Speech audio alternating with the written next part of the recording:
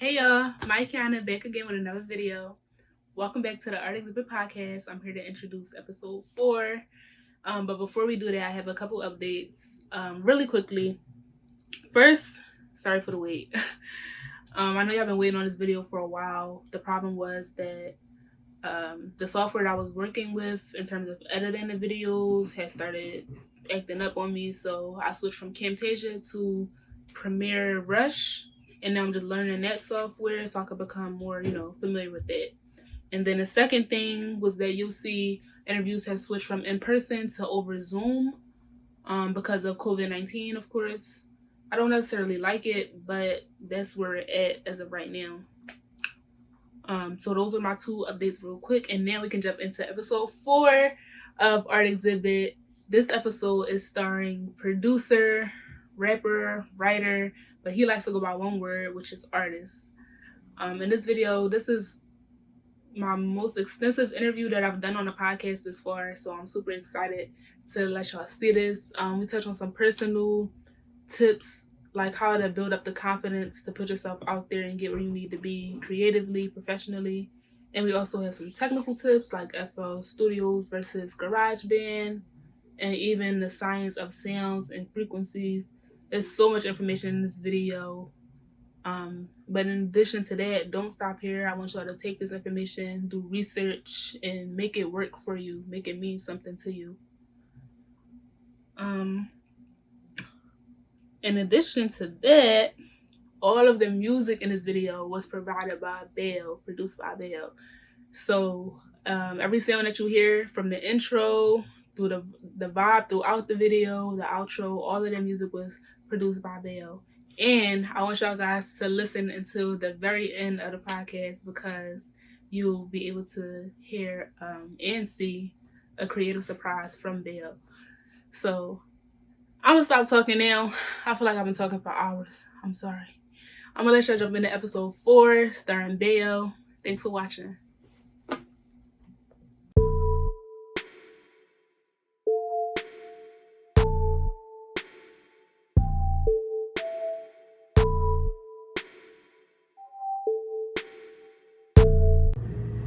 Hey y'all, Mike Yana back again with another episode of the Art Exhibit Podcast. And today I'm here with artist Baeo. We're gonna let you introduce yourself to the people, tell them who you are and what you do. You already know I am a producer from Philly, primarily based. Started making beats when I was 16 in high school off an iPad. My name, Baeo, it's my actual name. The initials just flipped because my full name is Opari Emmanuel Ali Bay. Take the initials, that's how you get it.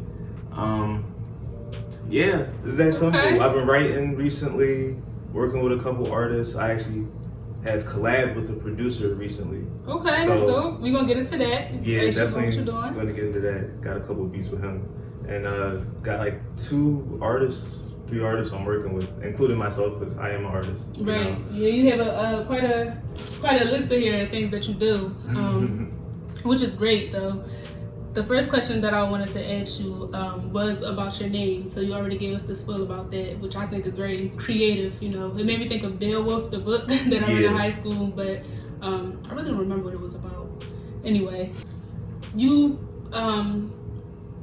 like to go by producer, writer, and rapper, right? I'll just sum it all up into one and just say artist. Overall, just the artist, creative thinker type, because it's all art to me, making music, writing, it's all similar thought process, similar form. Like while I'm making a beat, I'll be thinking of lyrics, or I'll be thinking lyrics, and then I'll be thinking of a beat. So it's just kind of hand in hand. Right, yeah. I see exactly what you're saying. That kind of goes exactly with the podcast. That's why I called it Art Exhibit, because I'm like, I don't want to limit it to just singers, rappers. I want to see all type of art. So that's perfect. I dabble with graphic design too. Okay. That was in high school, back in high school. Yeah. Before I was really into music, I was into like engineering, graphic design, and then game design. Mm-hmm. And then I wanted to make music for video games, and then I just started into making soundscapes and different things, and I started making beats. So, yeah. So, what would you say you align with more in terms of like producing, rapping, writing, or is it kind of all? I a passion align for all of it? with the producer side, making beats side first, Okay. only because that's how I started. Okay. Like if I would have started off writing primarily, I probably would enjoy the writing process more, but it's just putting together a beat from scratch, like knowing you came up with the melody and the ideas, just Yeah, that's something that I can never do. A lot of people can never do, which is why it's important to have producers. No, it's so simple. It's simple once you learn the process. Like, it is strategic and tedious at times, but when you know the direction you're going, yeah, it's pretty easy. Yeah. What would you say is the most challenging part about it? Most challenging part is adapting, because music is always changing and people want always a new sound, something original. Yeah, so especially today. You could come up with something, you think you came up with it as original, then you hear a similar beat, 500 similar beats within the next couple months. So it's just like you gotta constantly listen, but not too much, because you don't want to copy anyone else's style. You want it to really be original, but you still have to listen to know what are the trends, what are people looking for in a beat, and then you can make those type of beats, and then also have, okay, these are my take on it, what I believe the beat should sound like. So okay, I see what you're saying. I think that's crazy, because when you think about like creating something, it's like you start from scratch and I'm putting what's in my head out into the world, and then you find out like, damn, this was in somebody else's head too. I think that's crazy, but you just see how like the same, even if people from different cultures or different parts of the world can have some of the same thought processes, pretty much. That's amazing. What would you say is most enjoyable? Most enjoyable about being an artist is being able to create, knowing that this came from a thought in my head, and I actualized it. I made it into something that people could hear and understand. Because music is just another form of expression. That's why I also say I'm more in tune with the beat making side of production, because writing lyrics is just adding words to the emotion, but I believe like music itself is like raw emotion. So like it's just an expression of how I feel in the moment, or like what I'm trying to portray. That's deep. I'm sitting here processing it. Like, it's true though. So what would be one of the most interesting projects that you worked on? My most interesting projects have been recently my collaborations. Okay. My collaborations, because we sampled a old time beat. Don't have the rights to sample yet, but so it's a free project for now. But we haven't released it yet. Me and my producer, name's Q. That's what I call him. But met him at Temple. Oh wow. Through one of my friends Shout at Temple. Yep. Shout out Temple. That's what's up. But met my mans through Temple. I don't go to Temple, but it's Temple campus, Temple area. Yeah. So when I was riding, I'm like, okay, I seen the address. I'm like, all right.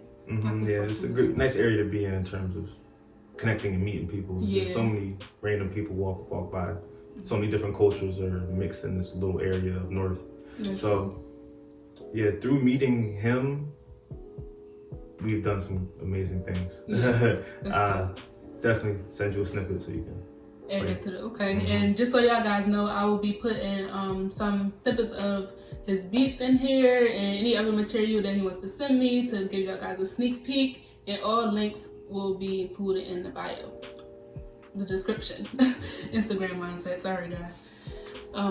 Jumping back into it, the next thing that I wanted to ask you is, you told us about when you started, what you said was high school? In high school, I was a sophomore. And I was basically on my iPad, just in the back of the class, making beats. I would be doing my work. I got work done. But when I was done doing my work, I was zoned out. I was completely zoned out, just back there really all day in different classes throughout the day. At lunchtime, I'll be outside after school, niggas playing basketball, football. I might play with them some days, but other days I just be on my iPad.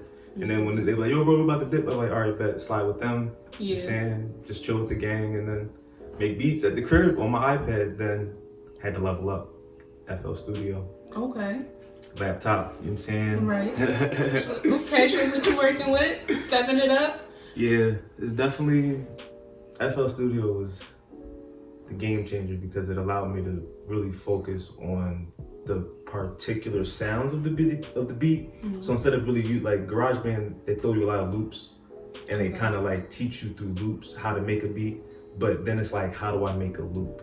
Mm-hmm. Like, how do I make my own melodies, my own chords and stuff like that? Right. So it made me just want to learn more about music. So I started doing like my own self-studying, just watching videos, reading articles, reading things online. Got a few books, but okay. Yeah, got the hard copies. Okay, that's what's up. No, not hard, soft copies. Hard copies like extra $10. You know how that goes. Yeah, that's true. That's true. But reading is what's the word? Essential. Fundamental. So that's good. How do you remember what that part of your life was like coming up and like being basically into your own thing? Because like you said, people are doing their own like I guess there's social groups and things like that, and you having your mind already made up that you wanted to be into beats and stuff like that. How would you describe that part of your life? Not awkward, but people really wouldn't really understand because it was like, oh, you were in engineering. Kind of led me to game design because I always loved video games. I was that's one thing. I'm big on video games, and I'm big on the music in video games. Music in productions is one thing that got me interested. It wasn't listening to rappers, it was listening to how music comes together in a whole and how it's used in everything. Yeah. Like it's in the background of movies, in the background of video games, it's everywhere. It is. So like that, I would just be listening to the music in video games. I'm like, yo, so like without it, the game wouldn't be the same. At all. So based upon that, I was like, all right, I want to do video game design and kind of get into music, and then from there went into music, and then I was like, I'm gonna start making beats like actual for rap and songs. So I was like, they're different, right? You know?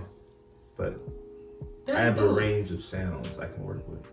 Like, what do you mean you have a range of sounds to work with? Range of sounds, so like, I'm not gonna just make just rap trap beats. I like working with like orchestras and traditional sounds. Okay. So like the sample I use with my friend producer Q, it's like from the 80s or 70s or something, but this it's a really nice. Because I love old school music.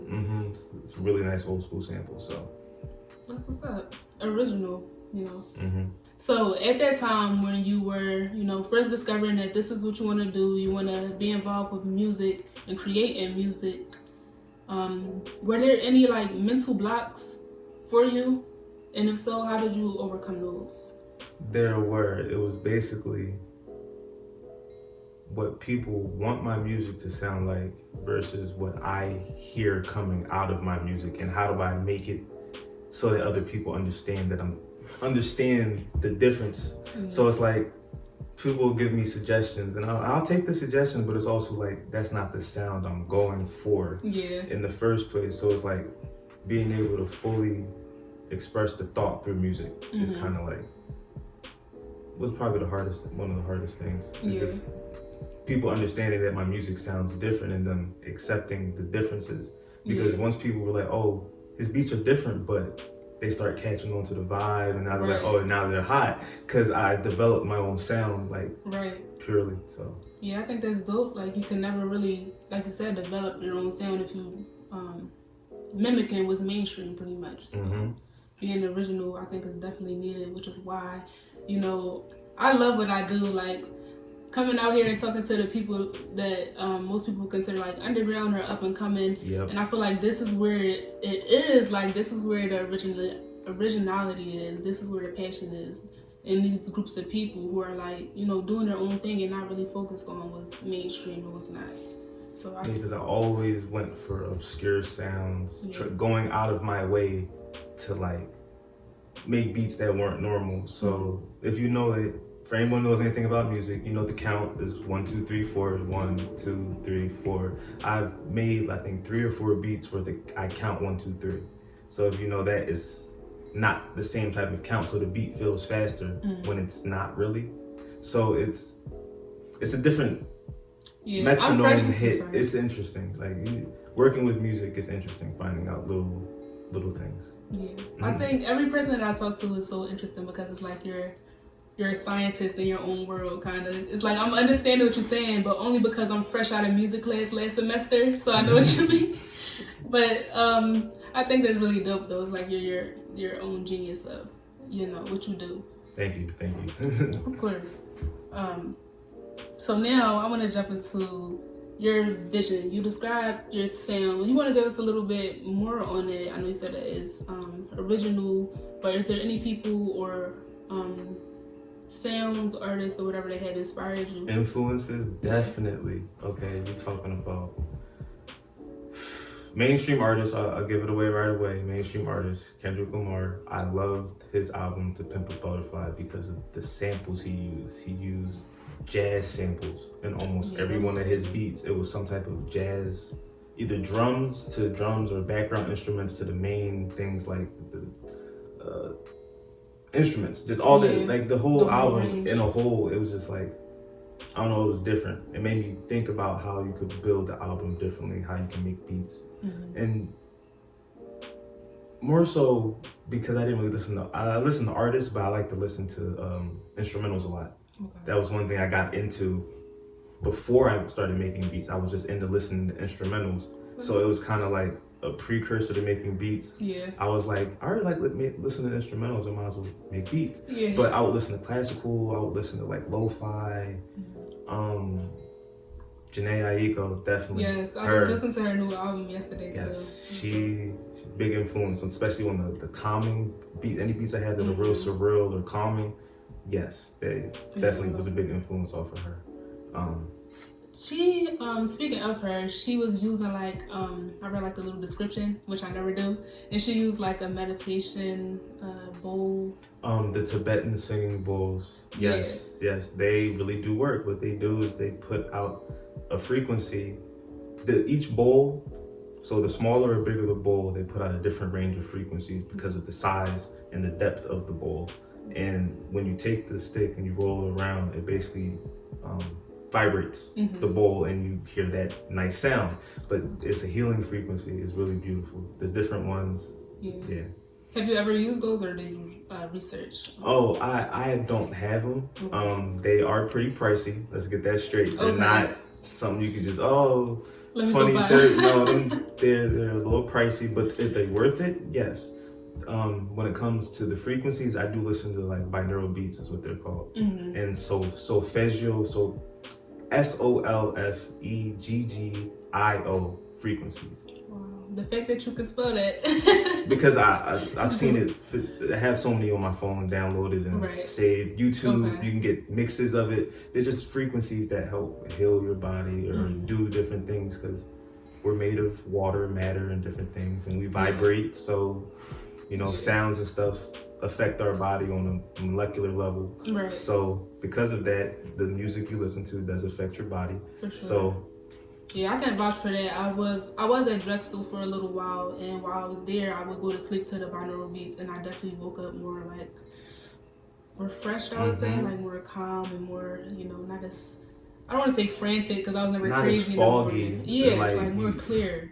Yep, that's definitely it, because the higher frequencies, 963 and all of those, they help with the brain activity, and then the lower frequencies help with the functions of the body. So it's just depending on what you listen to. It is. So make sure y'all go do the research after this video ends. Don't just let it in here. Binaural beats, they are worth the time and effort of research. Sure. Now, you mentioned a little bit about the project that you were working on. Is there any specific one that you would like to give us some details on? Sure. I'm working on a project with one of my friends. His name's Baeo. You can find him on Instagram. I'm gonna shout out him. BIASS. That's it. Baeo. He's been rapping for a couple years now, since I was in high school, and I started making beats around the time we started rapping, but we didn't really like link. So I think I met with him about 2 years ago, like probably up here in this area. Saw him around, and I was like, yo, bro. He's like, yo, bro. You know how it go, you haven't seen somebody in a minute. He's like, oh, we're gonna link. I'm like, wait, bro, you rap now? Oh yeah, I heard Right. this song, heard that song. I'm like, bro, you make beats? I'm like, yeah. So Peanut butter and jelly. it's just kind of went from there. So we've just been low key working for the past like year, but That's the so last 6 months, I want to say we've actually been coming together more recently and like actually talking about different songs, making beats together, just working, actually writing. We're writing a song together, so it's something else in the work. But so, what is your vision for your work? Like your beats, the songs that you write, all of that. What is your vision for that? I want to make overall conscious music, healing music, but music that tells people it's okay to express yourself, basically. Because that's why I make a wide range of beats.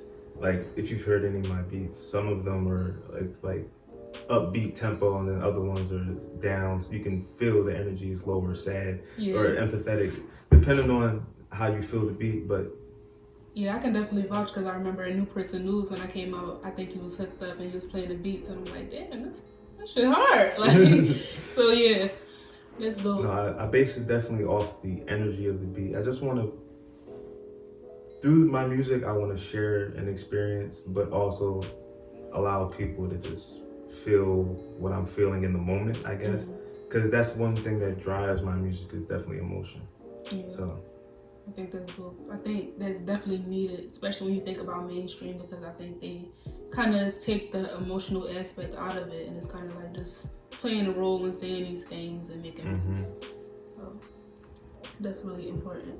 One thing that I'll ask everybody who comes on the show is to talk to the people about the importance of networking. I feel like you can speak to that a lot, just from, like you said, living in a simple area, meeting different people. Yes, the importance of networking. I've met plenty of people just walking around playing beats out loud. That's it. Just walking around playing beats. I'll be on my way to a place, and people think, they look at me like I'm crazy on the sub, I'm thinking like or just walking down the street. I just be playing my beats out loud. I'll be on the bus driver might say turn it down. All right, I turn it down, but I don't turn it off. It's just being courageous, being bold, and putting yourself out there, and basically not caring what people think about you in the moment. Because especially being a producer, there's not really many ways for me to put myself out there other than get people to listen to my music. What's the easiest way to get people to listen to music? Just because you post something doesn't really mean anyone's going to... I could post it, you know what I'm saying, post a snippet, they listen to the snippet, but they never actually go and click the link, never actually listen to the beat. They don't get the full gist that, like, I'm a producer trying to work, not just, I'm making beats for fun. No, I'm like, walking around, I've met plenty of people, they're like, oh bro, that's hot, let me get your info, we're going to work, and it goes from there. It's a better connection when you meet people in person. It's definitely organic. Well, we needed that. Thank you. I needed that. We all needed that. Just because, like, sometimes people feel afraid to let the world know what they're working on and release their vulnerable creations to the world. But it takes that confidence. It takes that, you have to take that leap. You have to do what you have to do to. And just so you know, that I built through that through years of practice. And what that practice was? Playing music in high school. It went from me bringing my speaker to school to slowly playing it in the hallways. I mean, going from lunchtime, then playing it throughout the hallways. Then I walked from class to class playing music. Then after school, we would just be listening to music outside, walking around. And then from there, I was like, all right, I'm gonna just start playing my own beats out loud. Like, why play other people's music out loud when I can just play my music out loud? So. Right. See, I was a super nerd in school, so you would have got under my skin. God, I'm trying to think. Why is he playing? But no, that's what you're saying, though. So now I wanted to ask you if there is anything else that you wanted to touch on, any specifics that you would like to give to the viewers? Yes, when it comes to making music, take your time and learn the process. And when I say about that, I don't mean just like the mechanical process. Like, you want to learn the business aspects. You want to learn not just how music is created, but understand that, like I said, music is emotion, music is expression. It's your take on how you hear it. So just because there's laws or how music is supposed to be created, how it's supposed to be formatted, it doesn't really matter, because if it sounds good at the end of the day, it sounds good. Right. So if you feel like you're on to something, just keep pushing through it when it comes to music, because it may not sound good at first, but it's about refining that sound. Over years, I had to refine my sound. I knew what I was looking for, but I didn't know how to express it, how to create it. Mm-hmm. So it's just it's kind of. I'm sorry. No, you're fine. Just learning the process, taking the time to actually learn the process. You can just jump right into it, but research is key. Doing research, knowing what you're getting into.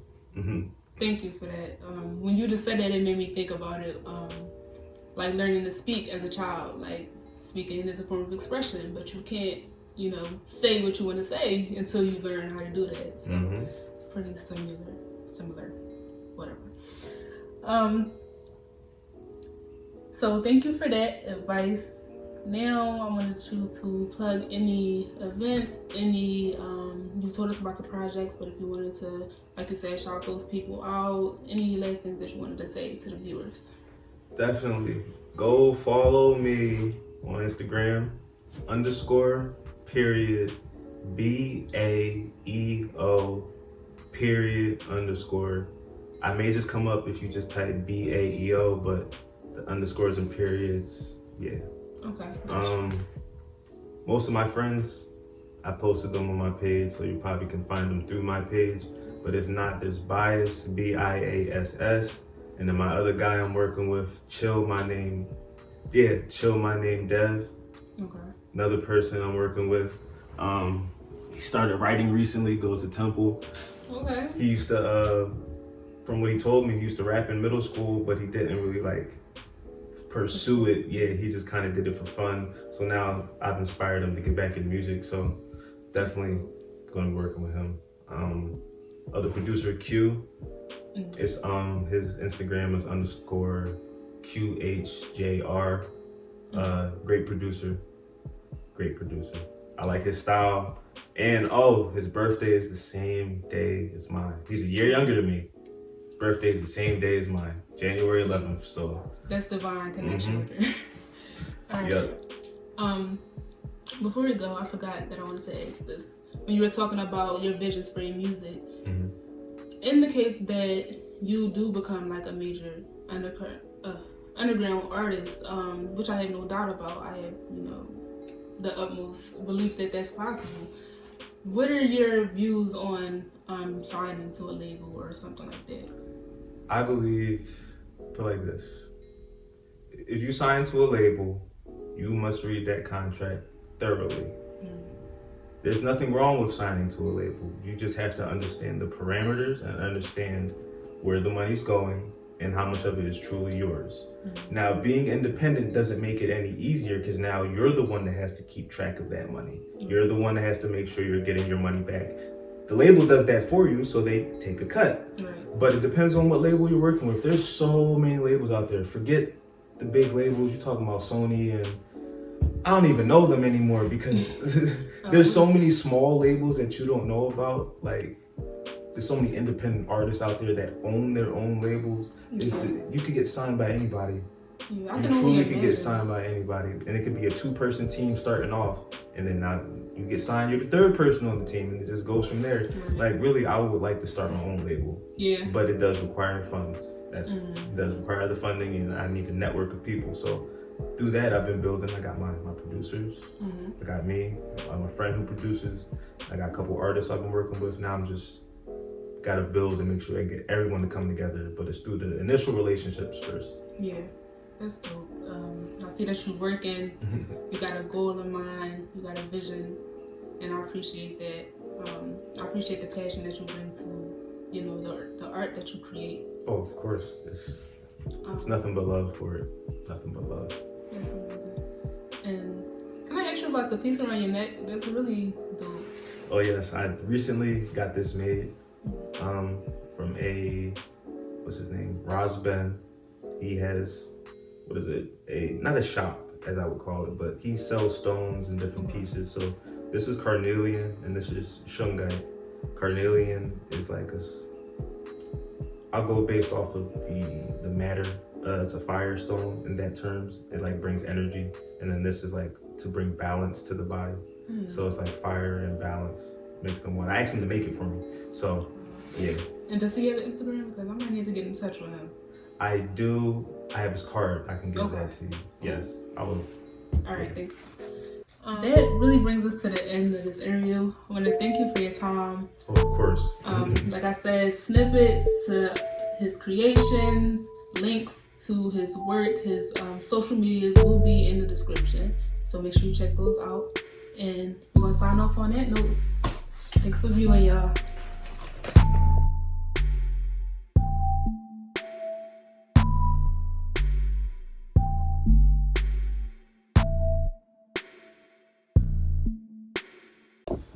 So now I wanted to give Baeo a chance to let y'all hear some of the work that he has prepared. Whatever you want to give us, I'm ready to hear it. Okay, yeah. This is a beat I'm working on with my producer, my man's Q. It's a little more trappy. Okay. You like trap? And we're going to go for like that kind of, not copying sicko mode, but the whole switch up, the way the beat switches up, that thing. I will say, when I first heard that song, That was it. that beat switch up, I said, "Oh, that changed the game." I was like, I've heard beat switch ups, but it was so smooth, yo. It was just clean. But we had basically two versions of the beat, so I'll play the first one.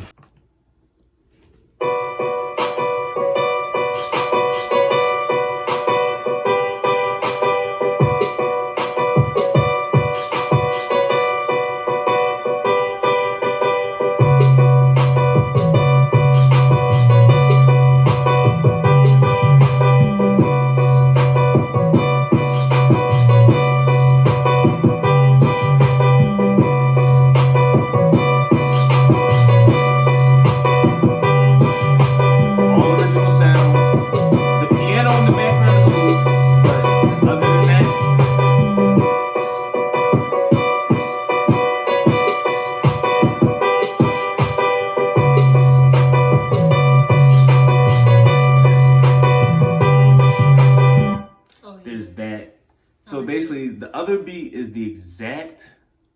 It's everything in the background is the same except for the melody.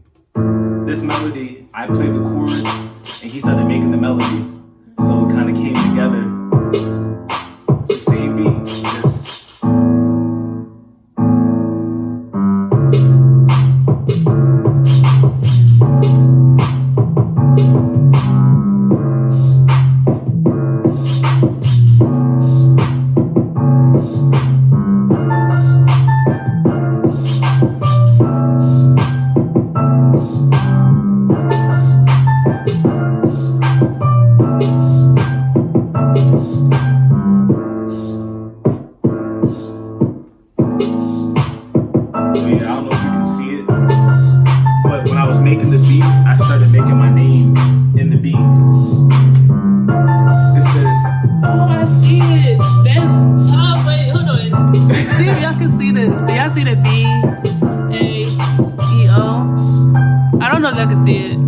It's dope as fuck. And it started off, it was on purpose by accident. Basically, I started making an E and an O, and I was like, that looks like an E. That was like an O, and I said, hold up, I'm gonna just make an A, hold up. And I made it, and then the beat sounds fire too. So, like, that's the pattern of the beat. So it's like, that's crazy. It was by accident on purpose at the end.